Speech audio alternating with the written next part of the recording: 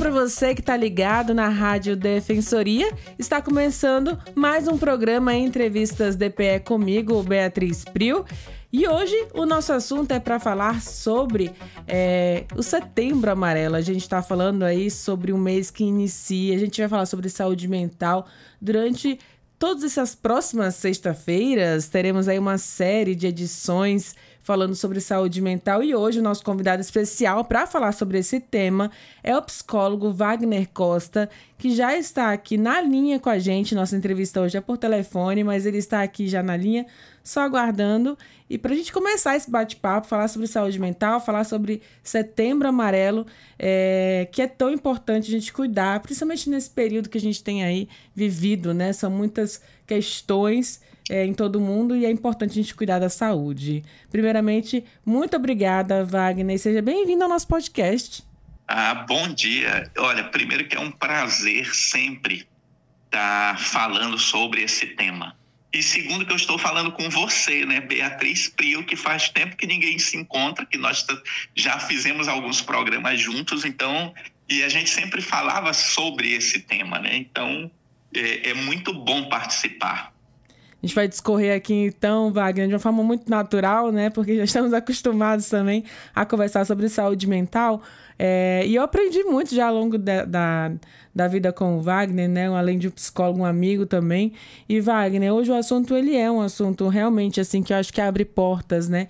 Para esse Setembro Amarelo, que é tratar sobre ansiedade e depressão, duas situações, né, da nossa mente, do nosso psicológico, que estão conectadas, mas que também se diferem de formas muito importantes. E eu queria que você explicasse, na verdade, um pouquinho sobre cada um desses transtornos, né, cada uma dessas questões socioemocionais. E eu queria que você falasse de fato, né, do que se trata a ansiedade, quais são aí as características da ansiedade.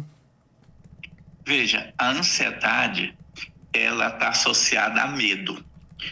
Nos livros, nos compêndios de psiquiatria, eles dizem que ansiedade e medo são a mesma coisa.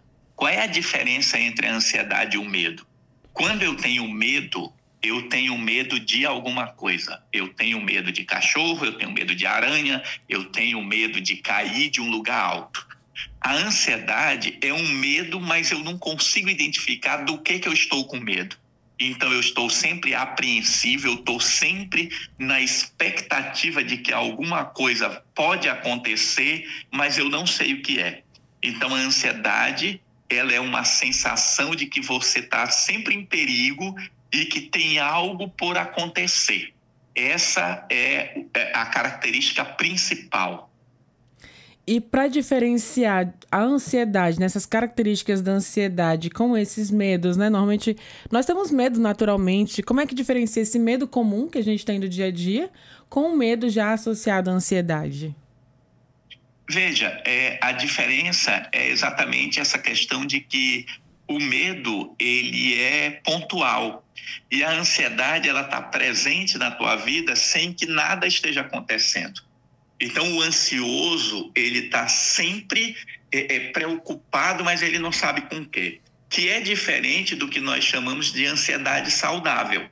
Uma pessoa que vai realizar uma tarefa, que ela vai fazer uma prova de um concurso, que ela vai fazer uma apresentação em público, é natural que ela sinta uma certa ansiedade. Ela tem uma apreensão porque ela não sabe como é que vai ser o seu desempenho.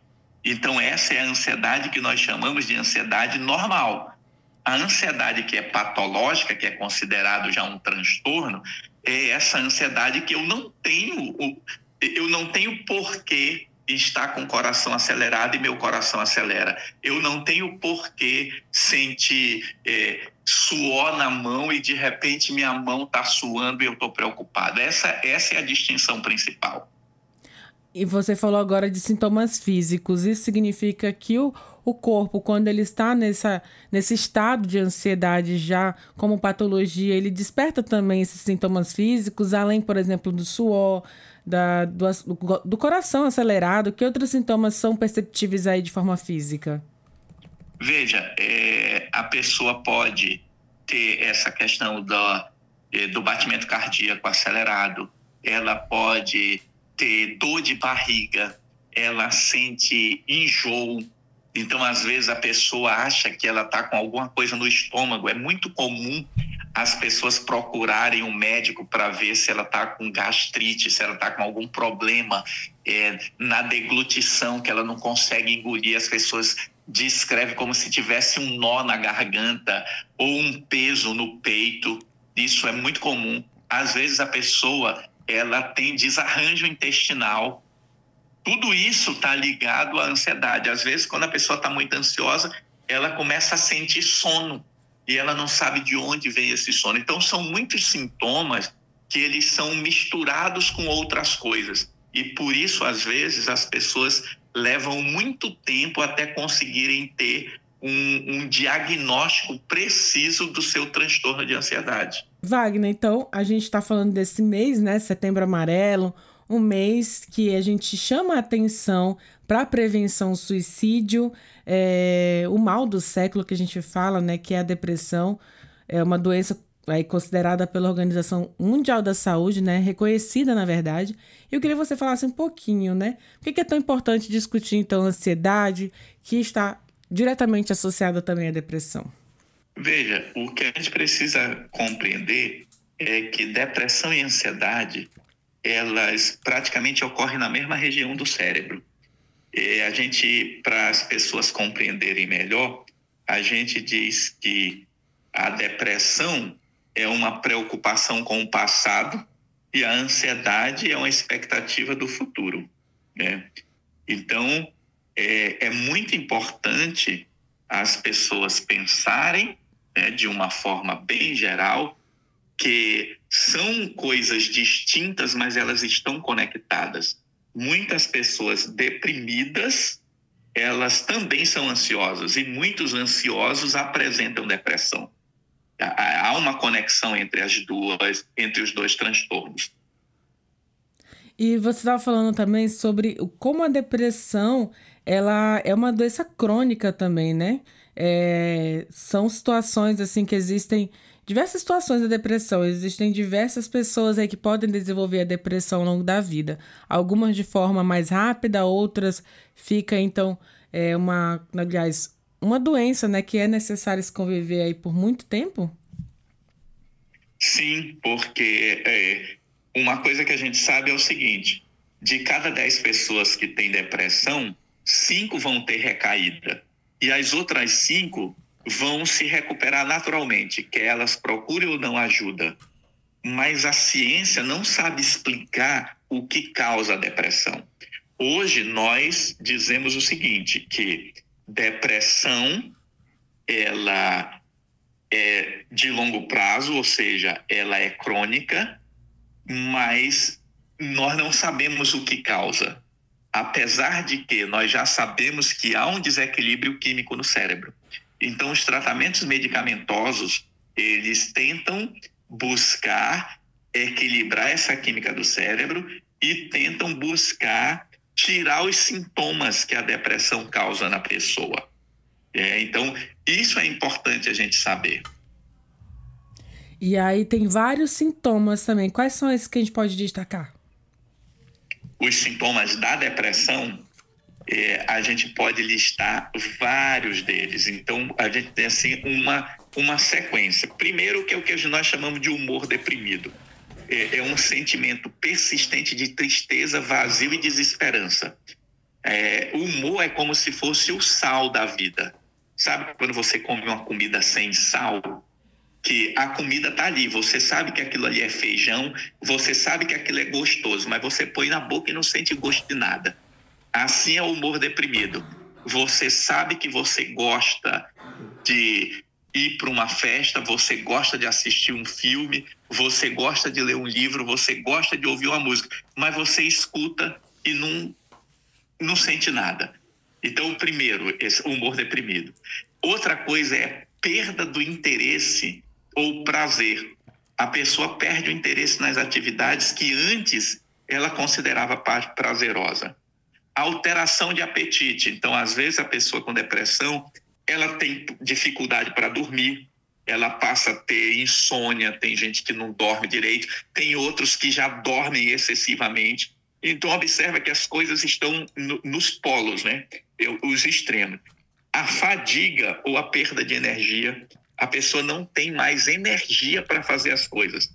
Um exemplo que é muito clássico, a pessoa sabe que tem que escovar os dentes, mas ela não consegue levantar e ir escovar os dentes. Então, observa que isso é muito confuso para o público em geral, porque as pessoas dizem assim, fulano é preguiçoso, fulano é encostado, fulano não quer fazer nada. Entende? Tem gente que é preguiçoso, tem gente que é encostado, tem gente que não quer fazer nada, mas tem a depressão.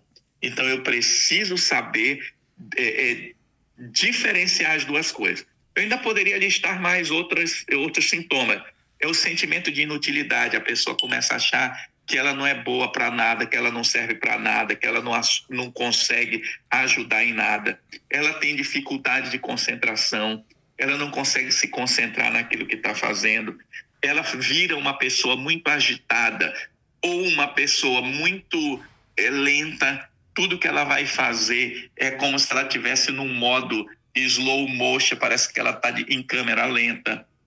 E tem um sintoma que é o que faz a grande conexão com o Setembro Amarelo, que é o pensamento de morte ou suicídio. Geralmente a pessoa deprimida, ela começa a sentir todas essas coisas e ela começa a pensar que a morte é uma saída, quando na verdade a vida precisa ser vista com outros olhos. Wagner, como o ambiente familiar, né, esse ambiente social que a pessoa vive, ela pode também, de certa forma, influenciar, né, ou então intensificar esses sintomas? O ambiente familiar, ele pode, inclusive, gerar depressão, porque, como eu te disse, às vezes a gente fala de depressão como desequilíbrio químico do cérebro, mas também tem uma depressão que é gerada pela pressão da vida. A gente usa a metáfora, a pessoa tem depressão, ou seja, ela sofre de pressão. Às vezes as pessoas entram em depressão porque ela não consegue lidar com um filho, ela não consegue lidar com o marido ou com a esposa, ela não consegue lidar com os conflitos do trabalho, com os conflitos existenciais. Às vezes a pessoa ela entra em conflito porque ela não se sente apoiada pelos outros. Então o ambiente familiar, ele pode ser protetor ou ele pode ser causador. Quando eu digo o que seria um ambiente protetor, é aquele ambiente que te cuida, que te dá suporte, que você sabe que apesar de todas as dificuldades, você tem com quem contar. Eu acho que essa é a grande expressão, ter com quem contar. Quando você tem pessoas que te dão suporte, que você sabe que mesmo não tendo nada dado certo, você vai chegar em casa e vai encontrar alguém que te dê suporte, e isso é protetor. E aí vem uma outra coisa do ambiente familiar, que é ensinar as pessoas a olhar a vida com mais otimismo. Porque algumas crianças, desde pequenininhas, elas já mostram uma predisposição para serem pessimistas. Tanto é que a psicologia positiva, cujo um grande expoente é um psicólogo chamado Martin Seligman, ele diz, né, que a criança precisa aprender a resolver os problemas. Então tem criança que ela desde pequenininha, ela é chata, tudo incomoda ela, tudo dá errado, tudo ela reclama. Os pais precisam ficar atentos e ensinar essa criança a lidar com os problemas da vida, porque senão ela vai criar um tipo de pensamento que poderá predispor à depressão, que é o que o Martin Seligman chama de desamparo aprendido. O que é o desamparo aprendido? Eu começo a pensar que nada do que eu fizer vai solucionar o problema. E aí eu desisto. E é assim que a pessoa caminha para achar que não tem mais saída, que não tem mais uma luz no final do túnel, e ela começa a pensar em desistir da vida. Então, em relação, né, à família mesmo, Wagner, como é que a família, quando percebe que tem já alguém na família desse jeito, um filho, um parente, como é que ela faz para não intensificar, para tentar ajudar e perceber, né, o que fazer nesse momento? Veja, a família precisa estar atenta e buscar ajuda. A família precisa conversar, identificar as dificuldades e procurar um profissional qualificado. Então, qual é a ideia? Você procurar um psiquiatra ou um psicólogo para fazer um diagnóstico, porque você procura um psicólogo, ele vai conversar e ele vai perceber, olha, aqui tem algumas coisas que precisa do apoio da psiquiatria, precisa do apoio medicamentoso. Se você procura um psiquiatra, ele vai ver e dizer, olha, aqui a gente talvez não precise de remédio, precise de terapia. Então, esses dois profissionais estão qualificados a fazerem esse encaminhamento. É importante que as famílias aceitem que a saúde mental é algo importante, porque o grande problema, Beatriz, é nós encontrarmos pessoas que não admitem que seus filhos tenham depressão. Então, tem muita gente que diz assim, o que está faltando para esse menino é uma enxada para ele capinar. O que está faltando para essa pessoa é um balde de roupa para ela lavar. Então, como se as pessoas vão transformando um transtorno mental em algo que é preguiça. Entendeu? Então, o grande apoio da família é exatamente buscar ajuda o quanto antes. Não custa nada levar o seu parente para fazer uma avaliação com o psicólogo. E essa avaliação, né? Como é que essa terapia ela intervém nesse tratamento?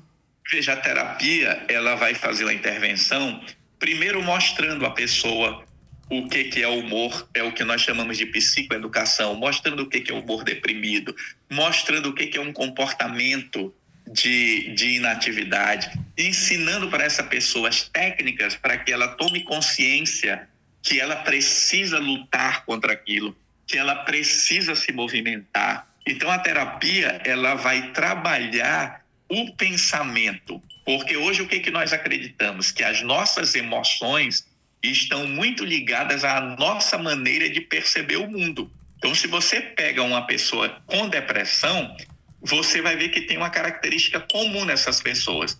A forma como ela vê o mundo sempre é negativa. Não é que o mundo seja um lugar bom, mas a gente precisa aprender que existem soluções, que nós podemos ter apoio de outras pessoas, que nós temos pessoas que nos amam, que nós temos pessoas que se importam com a nossa dor. Então, a terapia vai fazer todo esse envolvimento para que a pessoa perceba que ela pode contar com outros auxílios que às vezes ela não está enxergando. Porque todos nós, quando estamos em sofrimento, nós tendemos a intensificar esse sofrimento. A pessoa está triste, ela vai ouvir música de sofrência, quando na verdade ela deveria ouvir música que mude o humor dela para um humor alegre e feliz. E a pessoa, né, quando ela se identifica nessa situação, aliás, é possível ela se identificar na situação e conseguir aí fazer alguns testes, alguns métodos de autoavaliação que podem ajudar ela a identificar, na verdade, se ela está passando por algum tipo de transtorno, ansiedade ou depressão? Algumas pessoas conseguem identificar porque ela começa a perceber que ela não está mais sentindo prazer em viver a vida.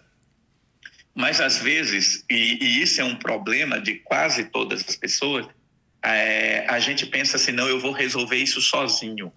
E aí eu fico nessa tentativa de resolver sozinho, o problema vai se agravando. Por isso que a ideia de se precisar peça ajuda é muito importante que a gente compartilhe com outras pessoas, que a gente possa realmente buscar esse auxílio externo, entendeu? Algumas pessoas vão identificar, outras não. Outras elas vão entrando tão suavemente na depressão que ela não percebe. E observa que tanto depressão quanto ansiedade, as pessoas que convivem conosco, elas percebem a mudança. Então, um indicativo é que as pessoas começam a reclamar da gente. Ou ela reclama que eu estou muito devagar, ou ela reclama que eu estou muito ansioso. Então, eu preciso também ouvir as pessoas à minha volta. É tudo um conjunto de fatores, né, Wagner, que leva as pessoas a enfrentarem esses desafios. ao longo da vida, né? Você falou aí que tudo pode influenciar. E como na verdade, tratar isso? A gente falou de terapia, né? Mas em alguns casos é necessário a medicação, um tratamento mais intensivo. Sim, em algumas situações a pessoa precisa tomar medicação. E aqui eu aproveito para dizer para os nossos ouvintes que a gente precisa vencer o preconceito contra a medicação. As pessoas falam, eu não vou tomar remédio para doido. Não existe remédio para doido. Existem medicações que regulam, que ajudam a regular o funcionamento do cérebro. Algumas dessas medicações, elas precisam ser administradas por um psiquiatra. E eu reafirmo aqui, um psiquiatra, porque as pessoas, elas têm tanto preconceito que ela diz assim, não, eu vou ali com o cardiologista, ele me passa um remédio. Cardiologista não é especialista em cérebro. Cardiologista, ele vai te encaminhar para o psiquiatra. Então, é importante que todos nós tenhamos essa postura. Porque, de repente, eu posso ir num médico e o médico querer me receitar, porque a gente sabe que em todo ambiente profissional tem profissionais e profissionais. E aí você vai num psicólogo e ele diz, não, olha, isso aqui a gente vai resolver só com terapia. Será? É preciso ter uma segunda opinião, eu ouvir outras questões. Então, o tratamento, ele pode ser a combinação de medicação com a terapia. O que acontece na nossa sociedade hoje? As pessoas preferem tomar remédio, porque elas querem resolver o problema de forma rápida. Então, hoje, o que se vê é que tem muito mais gente tomando remédio do que fazendo terapia. E que deveria ser o contrário, tinha que ter muito mais gente fazendo terapia do que tomando remédio. Lembra que eu falei que 50% das pessoas que têm depressão, elas vão voltar ao normal sem tomar medicação. Essas pessoas, elas vão se beneficiar com a terapia. Os outros 50%, eles vão se beneficiar com a terapia e com a medicação. Então, nas duas situações de depressão, a terapia é um componente, é uma ferramenta fundamental para o tratamento. Há quem não considere isso. Eu vou fazer uma fala aqui que ela é complexa, mas é assim, não é complexa, ela é delicada. O próprio Conselho de Medicina, junto com a Sociedade Brasileira de Psiquiatria, quando fazem a campanha do Setembro Amarelo, eles dizem que suicídio é emergência médica. Eles não citam psicólogo na campanha deles. E eu, psicólogo, cito os médicos, porque eu entendo que se metade das pessoas se beneficiam com remédio e a outra metade não, o que eu vou fazer com a outra metade? Entendeu? Então, nós precisamos vencer as barreiras da briga por espaço profissional entre psicólogos e médicos. Nós precisamos vencer a barreira entre o tabu da população de achar que medicação é coisa de doido. Nós temos que vencer a barreira das pessoas diminuírem o preconceito de querer ficar minimizando, dizendo que depressão é frescura, que depressão é a pessoa que quer se encostar nos outros. Observa que é um assunto que precisa ser falado sempre. A campanha Setembro Amarelo, ela intensifica o assunto no mês de setembro, porque dia 10 é o Dia Mundial da Saúde Mental, mas durante todo o ano a gente precisa manter esse assunto na pauta. Até vi recentemente uma publicação nas redes sociais sobre isso, né? Que alguém diagnosticou em janeiro, né, o transtorno de borderline. Em fevereiro, outro amigo, né, foi diagnosticado com esquizofrenia. Mas aí em setembro todo mundo fica amarelo, porque durante todos os restantes dos meses do ano existe preconceito, frescura, né, devia estar fazendo isso e aquilo. Mas aí em setembro todo mundo toma consciência. Isso me chamou muita atenção, porque de fato é assim, né? Muita gente chama de frescura, chama de besteira, chama de coisa de doido, como você falou. Mas doenças mentais, né, doenças da mente, né, emocionais, elas são muito graves, né, e acabam prejudicando também outras partes do corpo, acabam trazendo outras doenças. É comum Você consegue perceber, por exemplo, nas suas consultas, né, quando você acompanha alguém, que alguém com depressão, alguém com ansiedade desenvolve outras doenças físicas no corpo? É realmente assim, uma mudança de pressão, por exemplo, né? Ou então algumas mudanças também nas vitaminas, enfim, num conjunto como um todo dessa máquina, né, que nós somos? Sim, porque, veja, eu usaria a palavra sistema que nós somos, porque é um monte de coisas independentes que só funcionam interligadas com a outra. Entendeu? Então, assim, é muito complexo. E quando eu estou deprimido, eu não me alimento bem. Se eu não me alimento bem, o meu corpo não terá os nutrientes necessários. Aí observa que automaticamente tudo vai se desequilibrar. Se eu estou deprimido ou ansioso e eu não estou dormindo bem, o meu cérebro não vai funcionar de forma adequada. Eu vou ter problema de atenção, eu vou ter problema de foco, eu vou ter problema de memória, eu vou ter problema de cognição, entendeu? Então, quando você pensa depressão e ansiedade, isso afeta o sistema como um todo.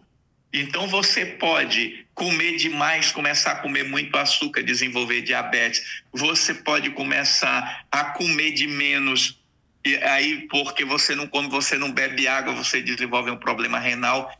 Observa que é um sistema, então tudo está conectado. Se não tem saúde emocional e mental, não existirá saúde física.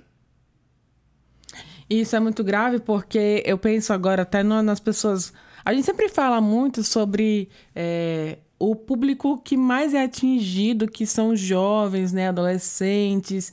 Mas existe um público que eu tenho percebido também, Wagner, que são os idosos, né?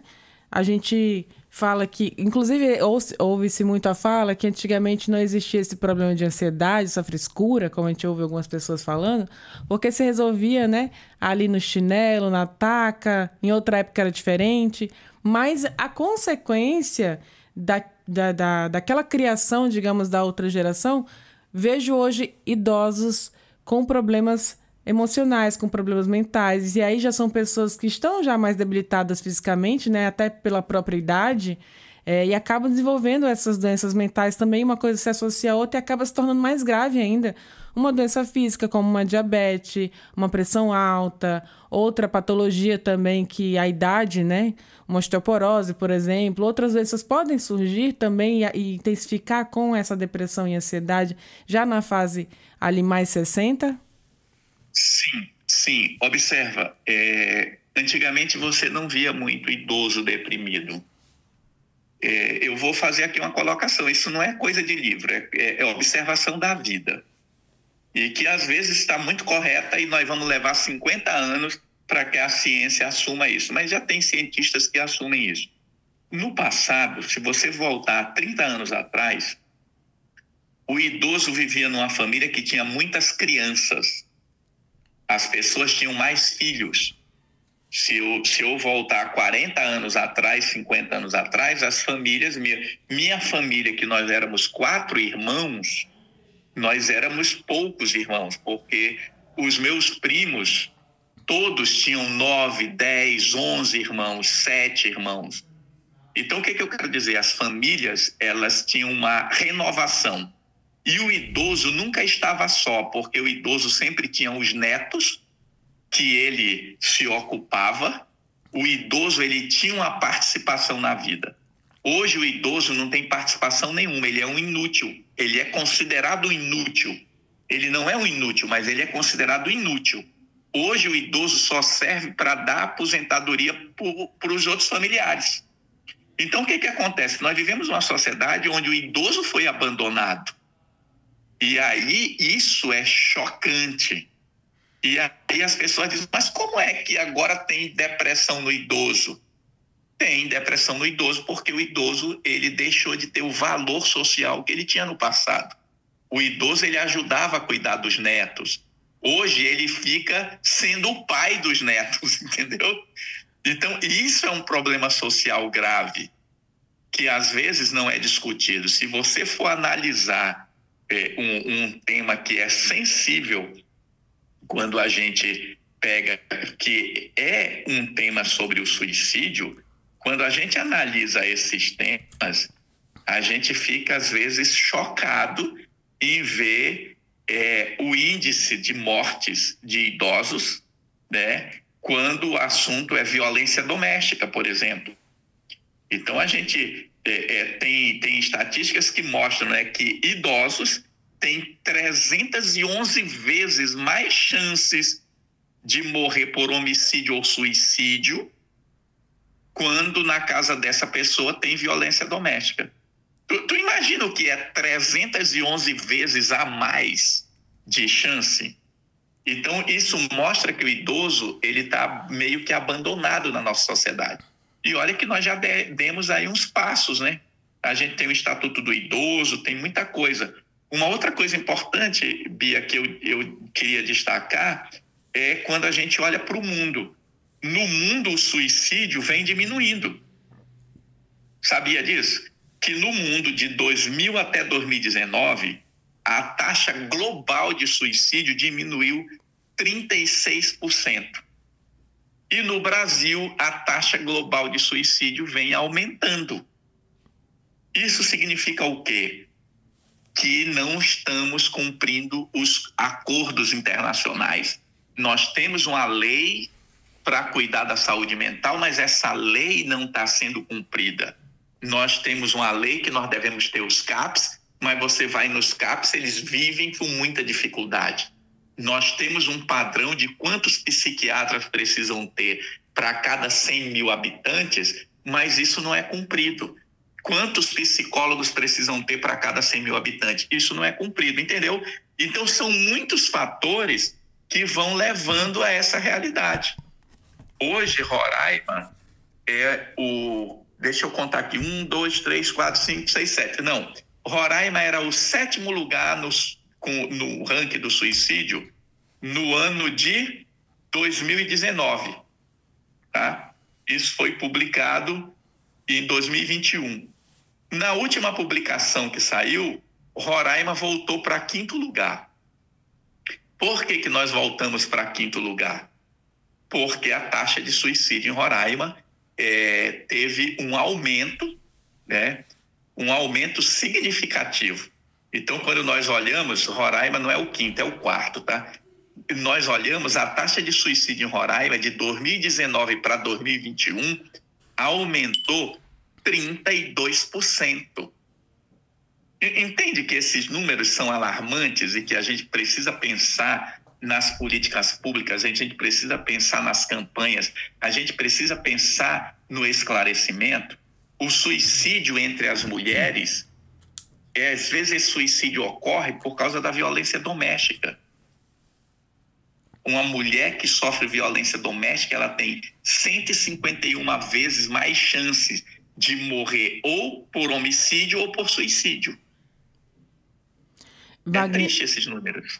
São números, assim, chocantes, né? Alarmantes, porque, assim, você citou o número a nível internacional e o Brasil segue na contramão, Roraima, dentro desse quadro também de ir na contramão dessas estatísticas, e eu tenho sentido isso pessoalmente mesmo, morando aqui, né, no estado de Roraima, entre as entradas e saídas que a gente sempre tem muitos diálogos, né, como jornalista nas ruas também, e é perceptível isso. Vou até relatar aqui duas situações, né?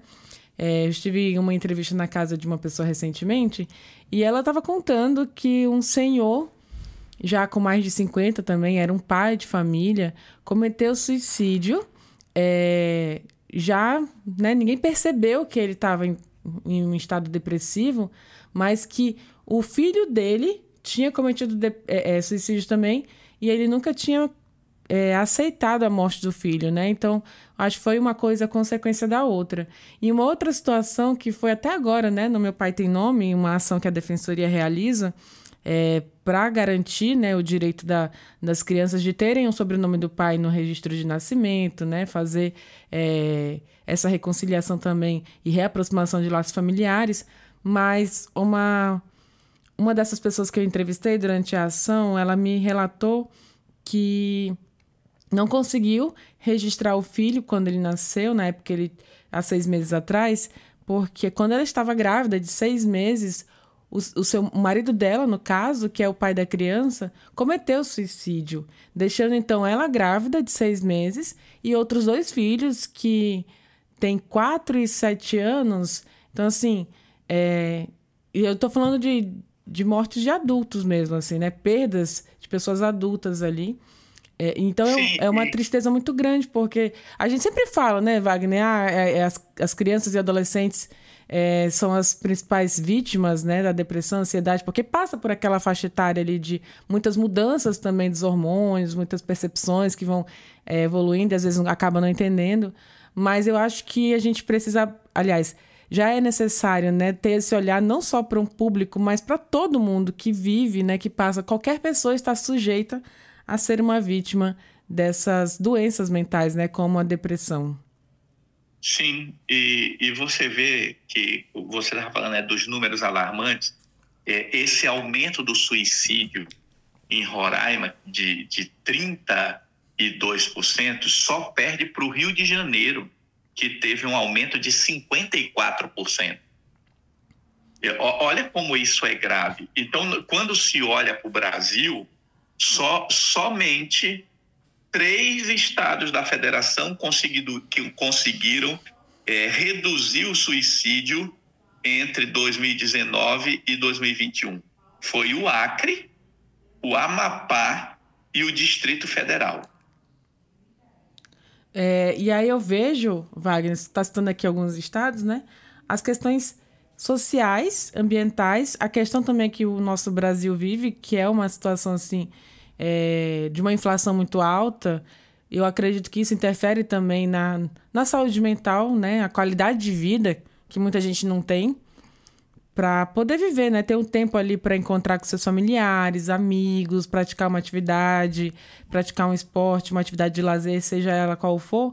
Muita gente não tem tempo de relaxar, né? Precisa trabalhar muito para poder manter uma família, sustentar, né, uma casa, e não consegue cuidar de si mesmo, de si próprio, né? Ou cuidando de outros familiares também.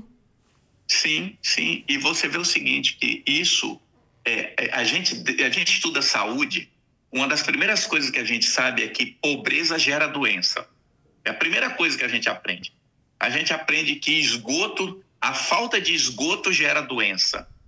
Então, o que se vê? A pobreza, ela gera transtorno mental. A pobreza, ela gera estresse nas pessoas. Só que hoje nós vivemos um problema que é estranho. Mesmo quem tem boa condição financeira não faz nada disso que você falou. Ele não tem tempo para a família, ele não tem tempo para os filhos, ele não tem tempo para o lazer. Por quê? O pobre, ele está trabalhando o tempo todo para sobreviver, e o que tem um pouquinho mais de dinheiro está trabalhando o tempo todo para ter mais dinheiro. Entendeu? Então é aquela coisa que a sociedade perdeu o rumo e a gente está tão preocupado em ganhar dinheiro que a gente esquece da saúde mental. Então é muita gente trabalhando para ficar rico e depois ele vai gastar esse dinheiro cuidando da saúde.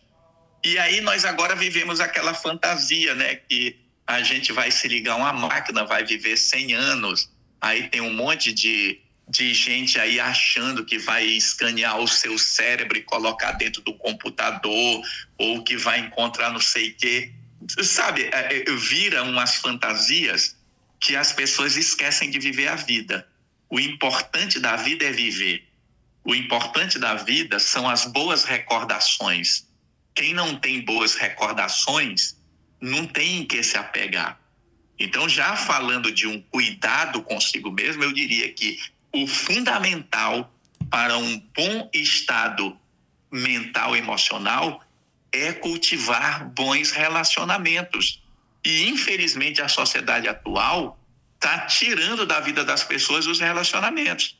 As crianças hoje não brincam mais juntas.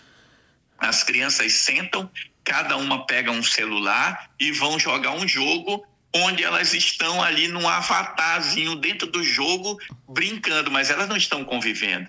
Eu preciso conviver, eu preciso resolver meu problema no mundo real. Eu preciso saber que você está triste, que você está alegre. Eu preciso aprender a ler teu rosto, a saber olhar para você e dizer, hoje a Bia não está bem. É isso que nós precisamos e nós não estamos cultivando isso. Então eu queria dizer para todas as pessoas que estão nos ouvindo que cultivem bons relacionamentos. Sabe, quem é que você ama? Diga que ama, abrace, beije, esteja junto. É assim, curta, sabe, o momento da presença do outro.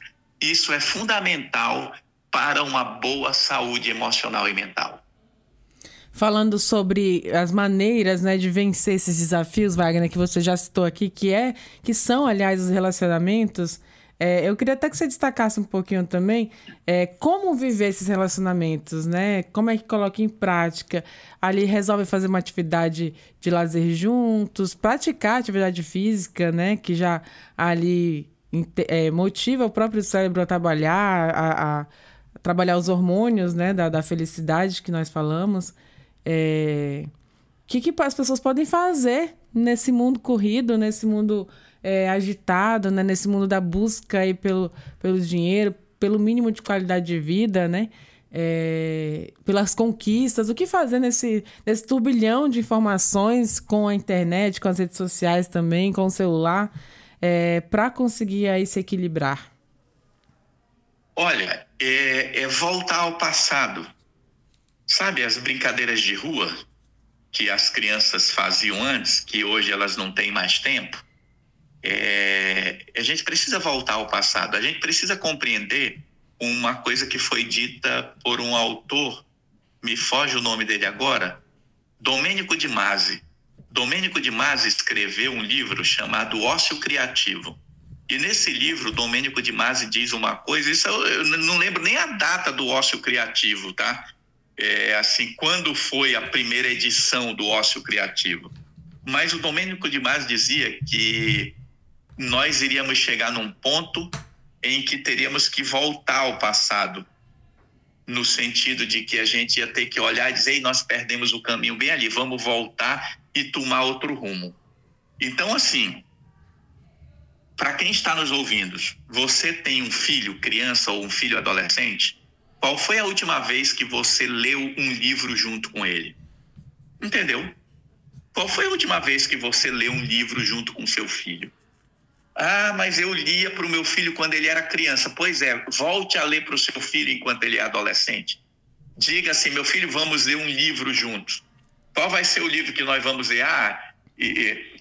Qualquer coisa que seja. Mas leia junto com ele, faça junto com ele. Qual foi a última vez que você... Roraima chove, né? Qual foi a última vez que você tomou banho de chuva com seu filho? Será que seu filho sabe o que é tomar banho na chuva? Porque tem um monte de criança hoje de 15 anos que nunca tomou um banho de chuva, que não sabe o que é pegar uma bica e tomar um banho de chuva debaixo de uma bica. Entendeu o que eu estou falando?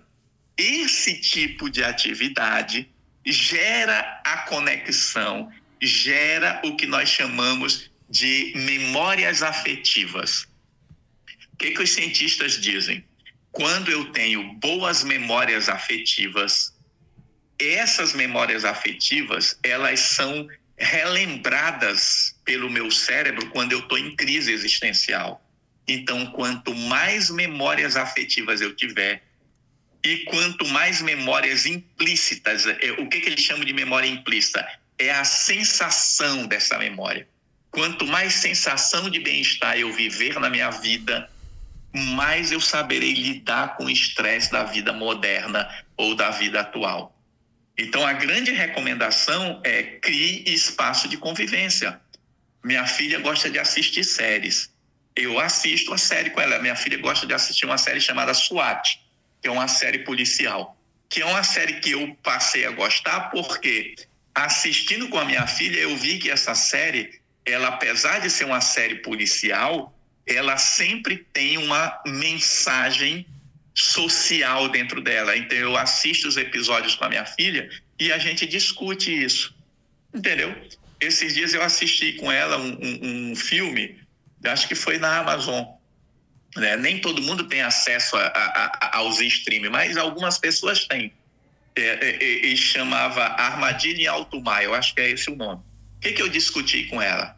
O filme, ele é um enredo de duas adolescentes que mentem para os pais, e uma faz uma mentira maior para a amiga e leva a amiga para uma situação, e a partir dali gera um problema que quase as duas são vendidas e mortas, entendeu? Por traficantes.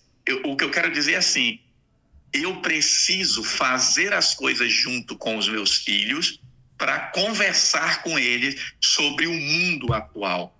Então, a grande proteção ao desequilíbrio mental e, consequentemente, a grande proteção para o suicídio, para a gente se prevenir contra o suicídio, é aumentar a nossa interação com as pessoas à nossa volta.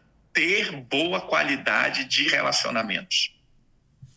Nossa, é um assunto que eu acho que dá pra gente conversar, né? Acho que por horas, né, Wagner? Porque são muitas situações. Aí tem também a questão... Você falou do tráfico já de pessoas, né, nesse filme, mas essa necessidade, né, dessa falta de relacionamentos, de ter momentos simples, né, e prazerosos na vida, acabam levando muita gente a procurar refúgios também, como álcool e outras drogas, né, entorpecentes. E a gente vê, você falou do CAPS também, que está em falta hoje em dia, como esses lugares também estão lotados, né, de pessoas do CAPS AD, que é o CAPS de álcool e drogas, né, as pessoas que acabam desenvolvendo algum transtorno por conta desse uso excessivo, né, de álcool e drogas, está lotado também.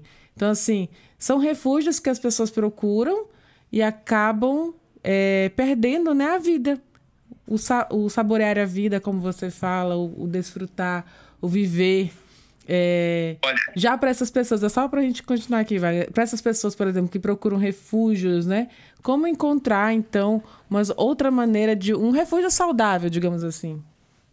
Exato, mas era isso que eu ia falar. Quando você vê que os CAPs estão lotados de pessoas com problemas com alcoolismo, você vê o seguinte: as pessoas estão estressadas, e aí o que a sociedade faz? A sociedade, estou falando assim, a mídia, a propaganda. Criamos o happy hour. Então as pessoas saem do ambiente de trabalho estressado e vão tomar uma cervejinha. Aí essa mesma pessoa que toma cervejinha, ela acha que tomar remédio é coisa de doido. E ela esquece que a cervejinha dela vai gerar uma coisa chamada habituação e dependência. Ela vai tomar uma cervejinha e vai relaxar. E depois de um mês, ela precisa de 2 cervejinhas para relaxar. E depois de 6 meses, ela precisa de 4 cervejinhas. Ou seja, ela começa a gerar tolerância e ela precisa de mais cervejas para ter a mesma sensação. E muita gente se vicia dessa forma, voluntariamente. Entendeu? A pessoa, por livre e espontânea vontade, cria um vício na sua vida que vai gerar um problema sério. Vou dar um outro exemplo. Hoje nós temos uma realidade no Brasil que é um remédio chamado Zolpidem. Esse remédio, recentemente, ele foi transformado em tarja preta. É o que usa para emagrecer, né? O pessoal estava usando para dormir, para emagrecer, para tudo. Aí o que aconteceu?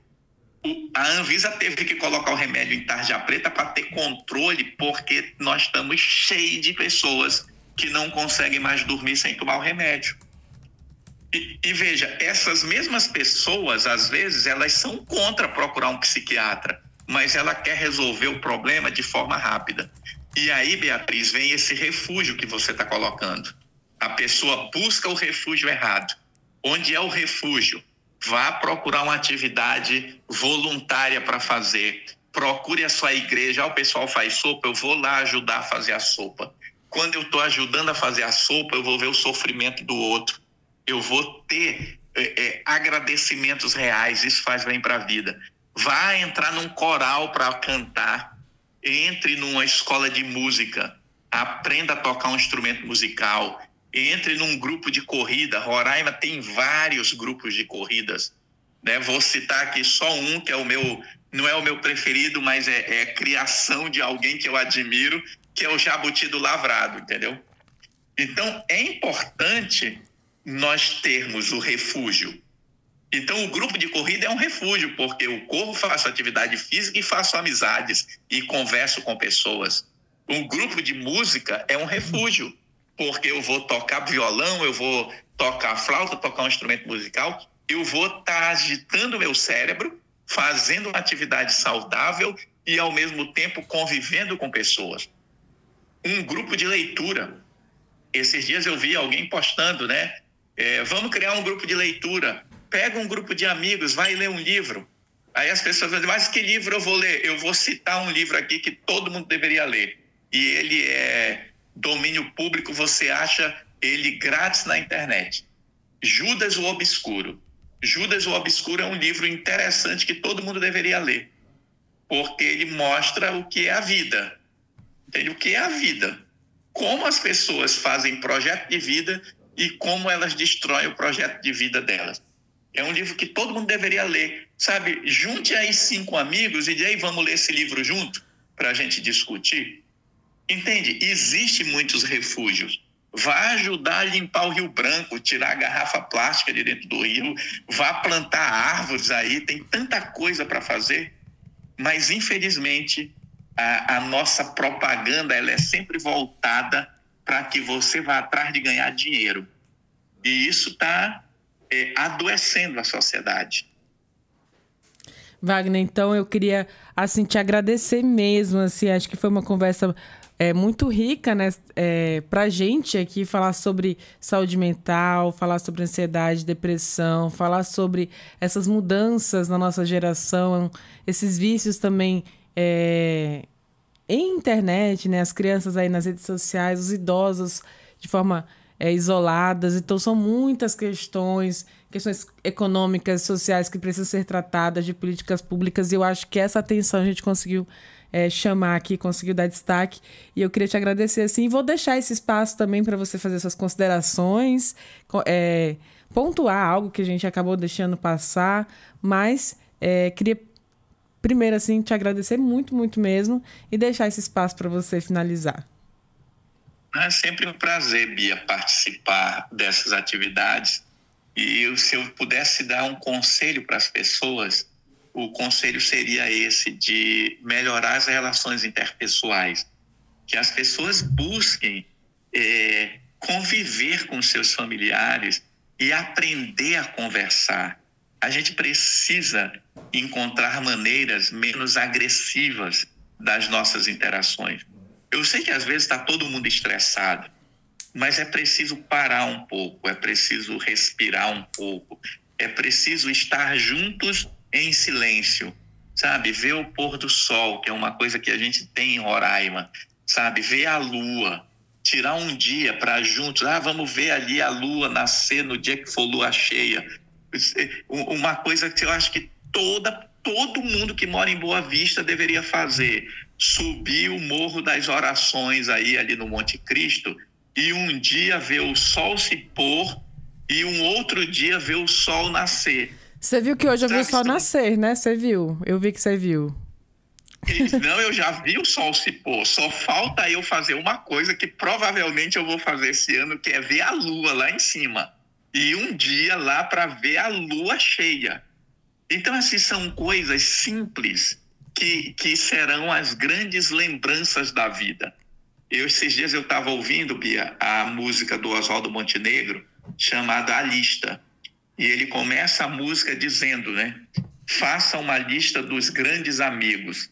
Quem você via há 10 anos atrás? Quantos você ainda vê todo dia? Quantos você já não encontra mais? Faça uma lista dos sonhos que tinha.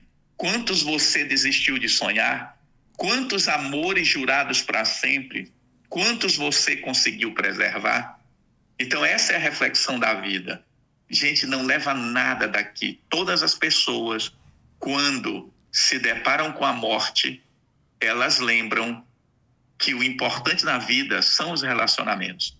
Então, para a gente falar de Setembro Amarelo, para a gente falar de prevenção ao suicídio, a gente precisa saber que a nossa vida é finita e precisamos saber o que é importante na nossa vida. Não é a Ferrari, não são os bens materiais, não é a roupa, não é o calçado, não são coisas que podem ser compradas, são coisas que podem ser sentidas. Pense nisso e pense agora. Wagner, muito obrigada de verdade. Assim, eu me sinto privilegiada sempre quando eu converso com você, porque acaba sendo uma terapia para todo mundo, né? Para quem está ouvindo, para mim, para todos nós. Então, assim, te agradeço mais uma vez. Parabéns por esse trabalho que você desenvolve também, levando saúde mental sempre por onde passa. E desejo para você muito sucesso e muita saúde também, principalmente a saúde mental, hein, Wagner? Muito obrigada. Estou cuidando dela, agradeço também, Bia, foi muito bom conversar com você.